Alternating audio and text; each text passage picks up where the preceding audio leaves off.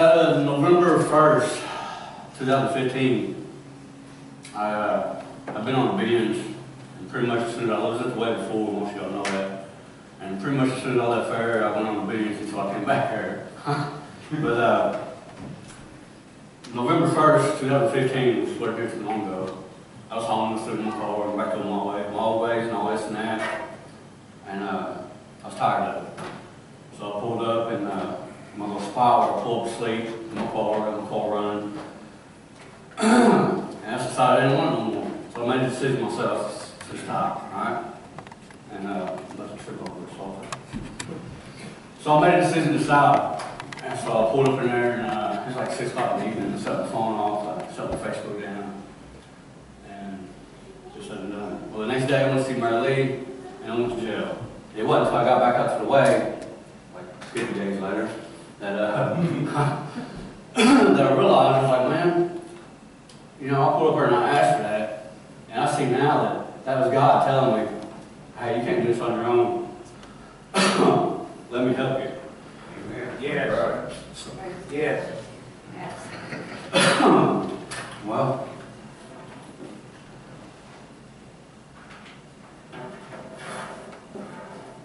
I got a lot of scripture to go over here, not very much time, so we'll see what happens.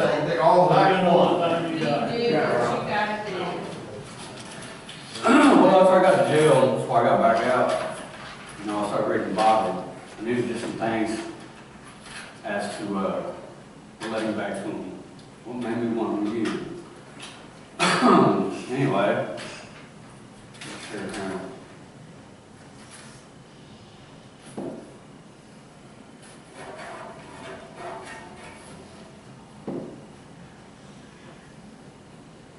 Not very organized.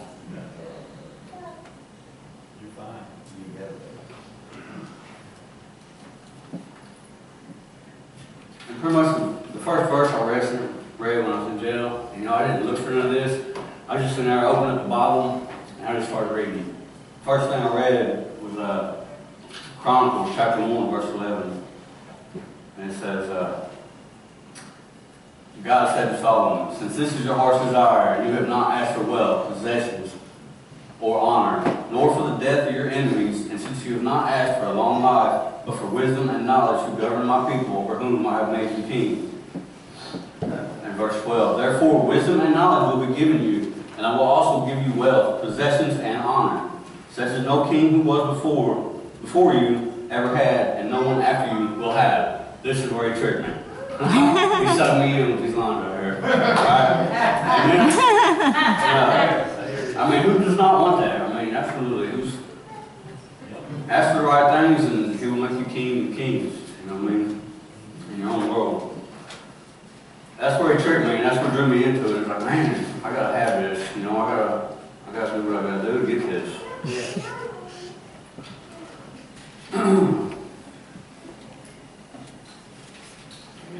And again, in 2 Chronicles, remember I told you tricked me? Well, Chronicles chapter 7, verse 17 through 22. And it says, as for you, if you walk before me faithfully as David your father did, and do all I command, and observe my decrees and laws, I will establish a royal throne. Again, who don't want that? As I covenanted with David your father when I said, you shall never fail to have a successor to rule over Israel. But if you turn away and forsake the decrees and commands I have given you, and go off to serve other gods and worship them, then I will uproot Israel from my land, which I have given them, and will reject this temple as I have consecrated for my name. I will make it byword and an object of ridicule among all peoples. This temple will become a heap of rubble. All who pass by will be appalled and say, why has the Lord done such a thing to this land and to this temple? People will answer, because they have forsaken the Lord, the God of their ancestors, who brought them out of Egypt, and have embraced other gods, worshiping and serving them. That is why he brought all disaster on them. And I mean, and these verses right here, I mean, it does both. I mean, in the first part of it, he will establish the royal throne, unless you don't follow him. You know, if you don't follow his word, if you don't do as he says, then he will strip it all away, which he has done to me time and time again. finally come around and start to see how everything is working out, how everything's going. And I got some others here that kind of touched me too while I was in there. Let me find them real quick.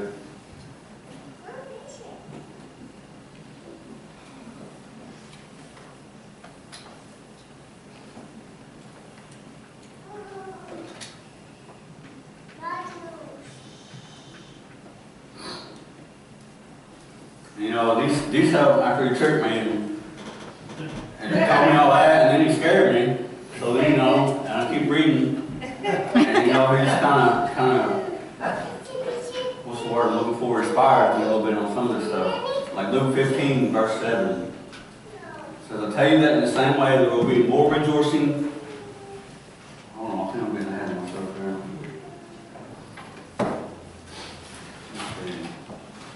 No, that's right. Says, I tell you that in the same way there will be more rejoicing in heaven over one sinner who repents than over 91 righteous persons who do not need to repent. Yeah. Amen. You understand what that says? I mean, it says, yeah, there's people out here that are already righteous, but he's out here for the people that aren't righteous. He's out here to save the people that he's saving. Amen. And then Matthew 5. Verses 14 and 16, I believe. It says, you are the light of the world. Yes. In the same way, that's verse 14, verse 16, in the same way, let your light shine before others, that they may see your good deeds and glorify your Father in heaven. Well, here I am today. Up here for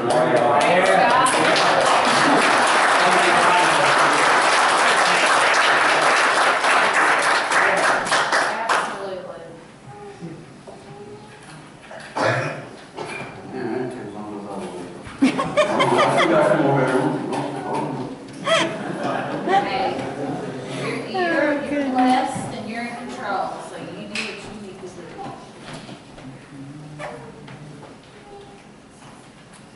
I got one on here. This, I switched it up down because I had a question about it and I was going to ask Bert about it. And that's Luke 9, verse 41. Because they understand the time.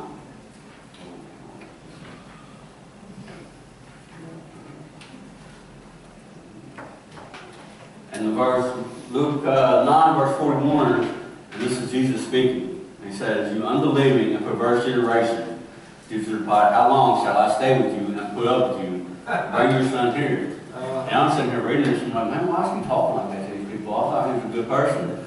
Well, come to find out, and Matthew 17, verse 17, he says the same thing. The exact same words. Verse 17, verse 17. It says, you unbelieving first generation, how long shall I stay with you? How long shall I put up with you? Bring the boy here to me.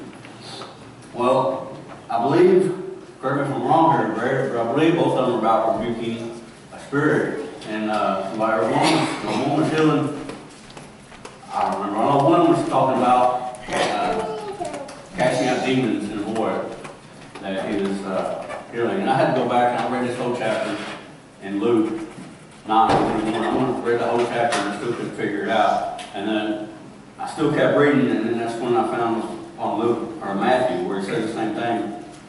People, that's about faith. If you read on a little on down further in Matthew, and it is Matthew verse 20, I believe.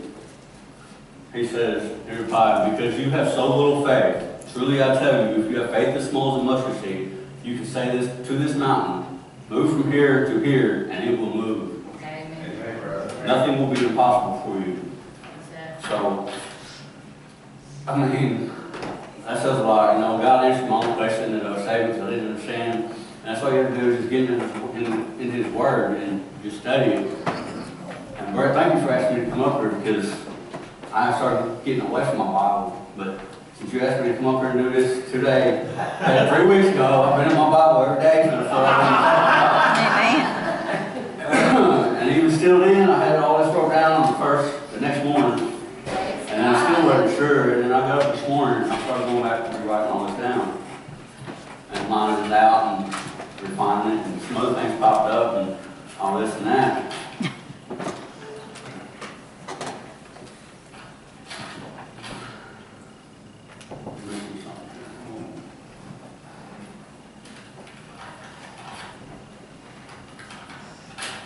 Now, well, I guess I got one more verse here.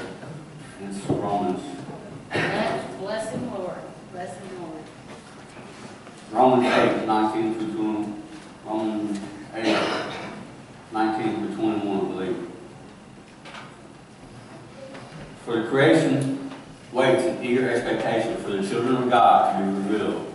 For the creation was subjected to frustration, not by its own choice, but by the will of the one who subjected it, in hope that the creation itself will be liberated from its bondage to decay and brought into the freedom and glory of the children of God. We know, well, that was it. I'll try to keep going.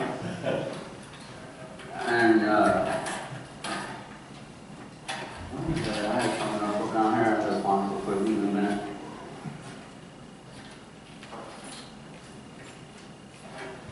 That's it right here, Ezekiel. Was the next one I was actually looking for. And Brother Terry, you hit on this last weekend. I've heard Brad hit on this too. And it's talking about being saved. Once saved, always saved. Terry, as you said, you come up here and if you come up to this altar, you give your life to Jesus, and you walk out to the Lord, you do the same thing, then you've done no good. You've done absolutely no good. Let me find this verse real quick so I can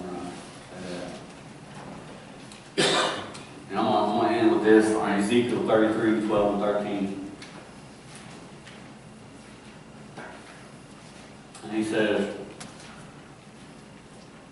therefore, son of man, if I say to your people, if someone who is righteous disobeys, that person's former righteousness will count for nothing. And if someone who is wicked repents, that person's former wickedness will not bring condemnation. The righteous person who sins will not be allowed to live, even though they were formerly righteous. If I tell a righteous person that they will surely live, but then they trust in their righteousness and do evil, none of the righteous things that person has done will be remembered. They will die for the evil they have done. I mean, that says enough in itself, people. So I'm going to close with that. So today I ask you, if you have not accepted Jesus Christ as your Lord and Savior, please come up here and ask somebody to pray with you and do that. I've done it. And, I mean, look at me today. It took me a while to get it, a couple years. I'm here today, though. You know, everybody makes mistakes. I'm still not perfect. I'm still working on it. You know, I get up, I read my Bible every day. I get up and go to work every day. And there's a lot of things I'm still working on. Man. But if you're not saved, I urge you to come up here and get saved today. But remember what I just read. Can't walk back out the door. Can't keep doing what you've been doing and expect us to be saved. Yes. When you repent